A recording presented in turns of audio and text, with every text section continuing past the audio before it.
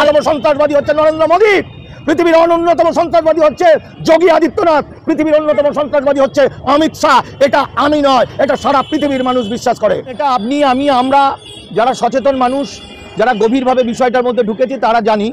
একমাত্র মুখ্যমন্ত্রী এটা জানেন না। তার কারণ বাংলাদেশের ঘটনাকে কেন্দ্র করে মুর্শিদাবাদকে সন্ত্রাসবাদীদের জায়গা প্রমাণ করার জন্য অধীর চৌধুরীকেও নামিয়েছে কেন্দ্রীয় সরকার, এবং মুর্শিদাবাদ থেকে অনেক ছেলেপিলিকে ধরছে। হরিহরপাড়ার যে দুজনকে ধরে নিয়ে গেছে বাংলাদেশি সন্ত্রাসবাদী বলে, আমি সেখানে গিয়ে খবর নিলাম যে এদের জন্মের কেউ বাংলাদেশে যায়নি।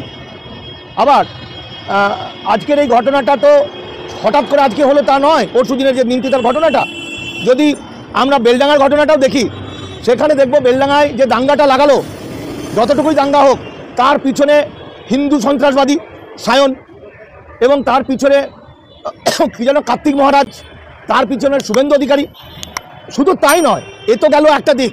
মারাত্মক দিক যেটা হচ্ছে যে বেলডাঙ্গাতে, আমি নিমতিতে আসার আগে ওটা বলি তাহলে বোঝা যাবে, বেলডাঙ্গাতে একটা মন্দিরের সামনে গোপনে লুকিয়ে রাত্রেবেলায় পুলিশ গাড়ি করে এসে কিছু অস্ত্র রাখছিল এবং সেগুলো ছবি তুলছিল। তো সেই গ্রামের বেশ কিছু মহিলা ধরে ফেলেছে এবং পুলিশের গাড়ির ছবি, অস্ত্রগুলোর ছবি, সেগুলো আমাকে পাঠিয়েছে এবং তারা এসপির কাছে কমপ্লেন করেছে। তার মানে হচ্ছে যে পুলিশের একটা অংশ, বিরাট অংশ, যেটা আরএসএস বিজেপির, যেটা মুখ্যমন্ত্রীর কন্ট্রোলের বাইরে। এখন মুখ্যমন্ত্রী মমতা বন্দ্যোপাধ্যায়কে বুঝতে হবে যে তারা কি, তিনি কি চান। তিনি কি আরএসএসের সুরের সুর মিলিয়ে মুসলমানদেরও বিরোধিতা করতে চান? তিনি কি মুসলমানদেরও সন্ত্রাসবাদী বলে বিপদে ফেলতে চান? নাকি তিনি মানুষের পক্ষে যেরকম লড়াই করছেন, যেরকম মুসলমান হিন্দু তার কাছে কোনো বাদ বিচার নেই, যেমন মুসলমানদের পাশে আছেন, সেটা কিন্তু মুখ্যমন্ত্রী মমতা বন্দ্যোপাধ্যায়কে দেখতে হবে। কারণ সেই বিষয়টা নিয়ে এসপি এখনও পর্যন্ত কোনো রিপোর্ট দেয়নি কোন কোন পুলিশ এই দাঙ্গা লাগানোর ষড়যন্ত্র করেছিল, এবং সেটা একটা মামলা হতে চলেছে হাইকোর্টে। আর গত পরশু দিনে যে ঘটনাটা দেখলাম, সেই ঘটনাটা হচ্ছে নিমতিতাতে রেল লাইনের ধারে দুটো বোম পাওয়া গেছে, এবং সেই যে সন্ত্রাসবাদী পাওয়া গেছে, দুজন সন্ত্রাসবাদী, আমরা সোশ্যাল মিডিয়া দেখছি, তাদের ধরে ফেলেছে, তারা বসে আছে, এবং তারা কিন্তু বিরাট সে মুসলিম সন্ত্রাসবাদী নয়, বা ওই সিপিএমের বুদ্ধবাবুর বলা সেই কি যেন মাদ্রাসা থেকে পাশ করা মুসলমান নয়, সন্ত্রাসবাদী নয়, তারা একদম খাঁটি সনাতনী হিন্দু, অর্থাৎ সনাতনী সন্ত্রাসবাদী। তাহলে আজকে যদি ওই বদমাইশ দুটো দ্বারা বোম ব্লাস্ট করে ট্রেন উড়িয়ে দিতে চেয়েছিল বা কিছু মানুষের বিপদ ডেকে আনতে চলেছিল, যদি সেটা মুসলমান নামের কে হতো তাহলে কি হতে পারত? তাহলে আজকে এনআইএ থেকে আরম্ভ করে সিবিআই থেকে যত এজেন্সি আছেন ঝাঁপিয়ে পড়তো, এবং মুর্শিদাবাদের মানে অ্যাজিভ যেন মিলিটারি শাসন নামিয়ে দিত, এবং মুসলিম ওখানকার কি আছে, হ্যাঁ আমি নাম বলছি, আগে বিস্তারটা করে নিই, এবং আলটিমেটলি মুর্শিদাবাদের প্রচুর মানুষকে গ্রেপ্তার করতো, মুসলমান নাম হলেই গ্রেপ্তার করতো, যেভাবে আজও করছে, যেভাবে হরিহরপাড়ার করলো। আসলে মূল ঘটনাটা কোথায়? এক তো বেলডাঙ্গার ঘটনা গেল, দুই হচ্ছে এখন হিন্দু মুসলমানের বিভেদ লাগাতে হবে।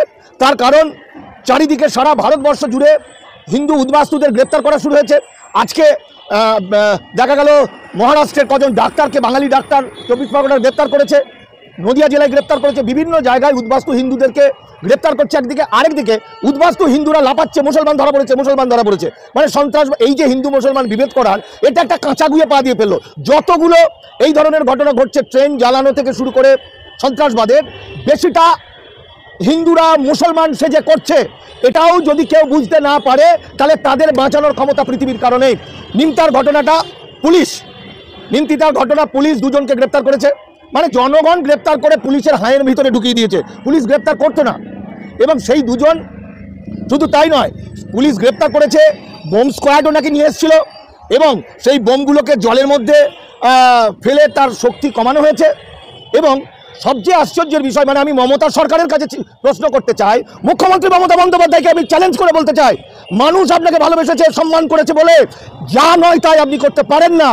এখনই আপনার উচিত মুসলিম সমাজের কাছে ইমিডিয়েট তাদের সঙ্গে মিটিং করে, ডেকে আলোচনা করে, যেটা মুর্শিদাবাদের যে ঘটনা ঘটতে চলেছে, মুসলমানদের উপর যে আক্রমণ হয়েছে, সেই আক্রমণের বিরুদ্ধে আপনাকে সোচ্চার হওয়া উচিত। আপনার বেলডাঙ্গার ঘটনাকে, সেই ভয়ঙ্কর আরএসএস পুলিশগুলোকে ধরা উচিত।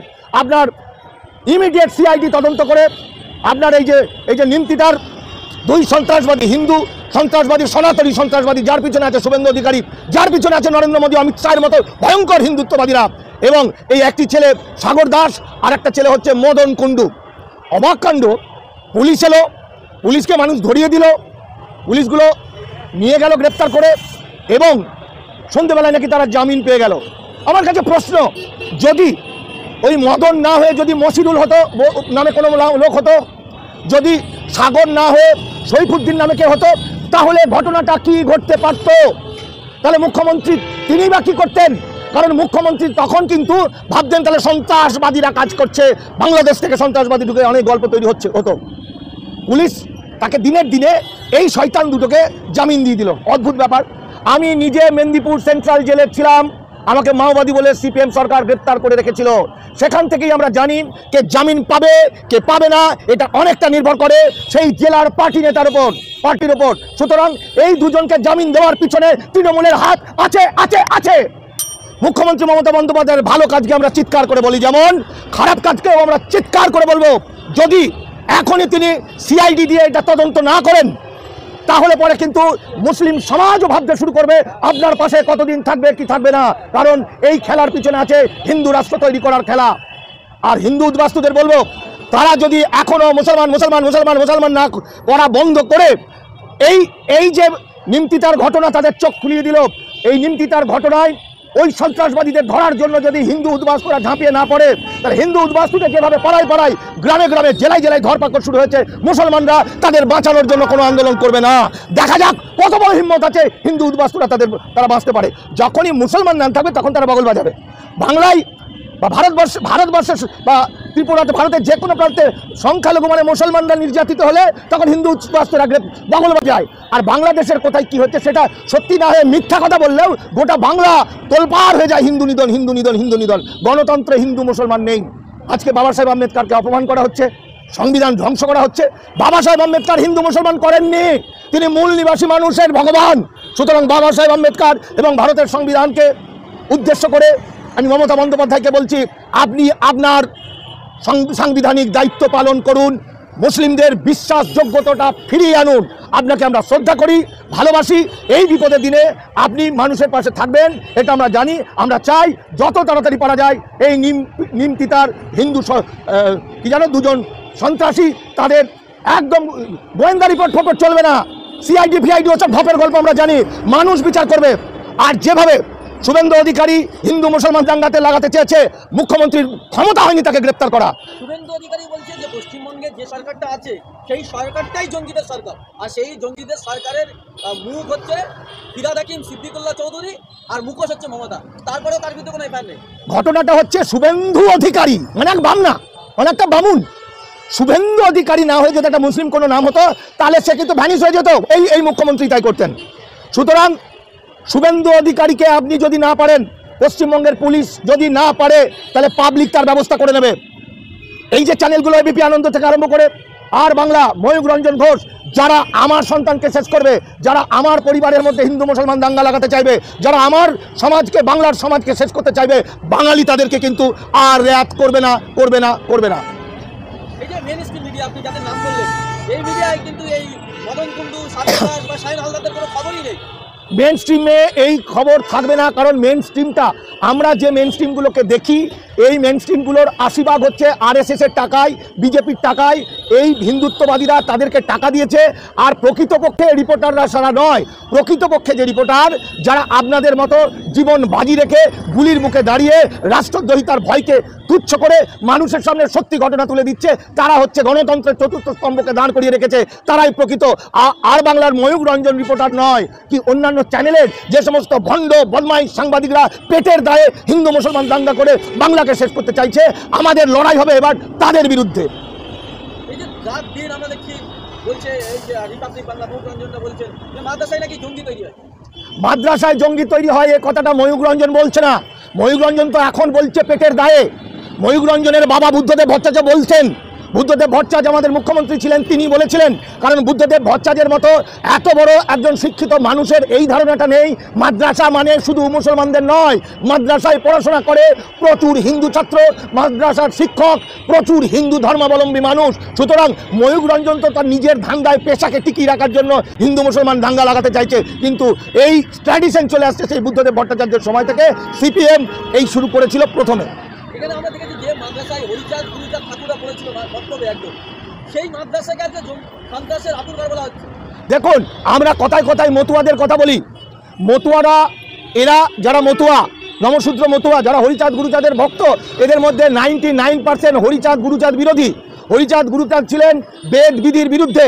হরিচাঁদ গুরুচাঁদের আদর্শ ছিল বিশ্বনবী মোহাম্মদ, এবং গুরুচাঁদ ঠাকুর এবং হরিচাঁদ ঠাকুর তারা এই তথাকথিত বর্ণ হিন্দুদের স্কুলে পড়ার সুযোগ পাননি, তারা তখন মুসলিমদের মানে মাদ্রাসাতে পড়াশোনা করেছিলেন। গুরুচাঁদ ঠাকুর মুসলিম মাকে মা বলতেন, কিন্তু আজকে সেই মতুয়াদের একটা অংশের মানুষকে মাথার মধ্যে গোবর ঢুকিয়ে, গরুর চোনা ঢুকিয়ে তাদেরকে মুসলিম বিদ্বেষী করে দিয়েছে। গুরুচাঁদ ঠাকুরকে যদি মানতে হয়, হরিচাঁদ ঠাকুরকে মানতে হয়, তাহলে মুসলমানদেরকে ভাই বলে জড়িয়ে ধরতে হবে। এটাই হচ্ছে প্রথম কাজ হওয়া উচিত মতুয়া সম্প্রদায়ের মানুষের। স্বাধীন ভারতের প্রথম শিক্ষামন্ত্রী যিনি শিক্ষার বিস্তার ঘটিয়েছিলেন মাওলানা আবুল কালাম আজাদ, তিনি মাদ্রাসার ছাত্র। আপনি বিশ্বাস করেন যে মাদ্রাসায় জঙ্গি ট্রেনিং হয়? মাদ্রাসাতে জঙ্গি ট্রেনিংয়ের কোনো সুযোগ নেই।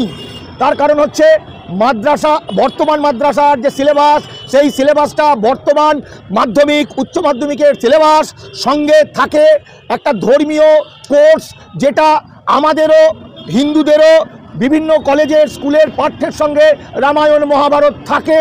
এর সঙ্গে মাদ্রাসার সঙ্গে মানে জঙ্গি তৈরি হওয়ার কোনো সুযোগ নেই। বরং এই যে সনাতন সনাতন বলে বলছে, আসলে সনাতন নয়, সনাতন মানে বৌদ্ধ, সেটা মাথার উপর। এই বদমাইশ, এই তথাকথিত হিন্দু সন্ত্রাসবাদীরা এই RSS এর স্কুলে যারা পড়াশোনা করেছে তারাই সন্ত্রাসবাদী তৈরি হয়। তারা পৃথিবীর সেরা সন্ত্রাসবাদীরা। RSS এর অন্যতম সন্ত্রাসবাদী হচ্ছে নরেন্দ্র মোদী, পৃথিবীর অন্যতম সন্ত্রাসবাদী হচ্ছে যোগী আদিত্যনাথ, পৃথিবীর অন্যতম সন্ত্রাসবাদী হচ্ছে অমিত শাহ। এটা আমি নয়, এটা সারা পৃথিবীর মানুষ বিশ্বাস করে।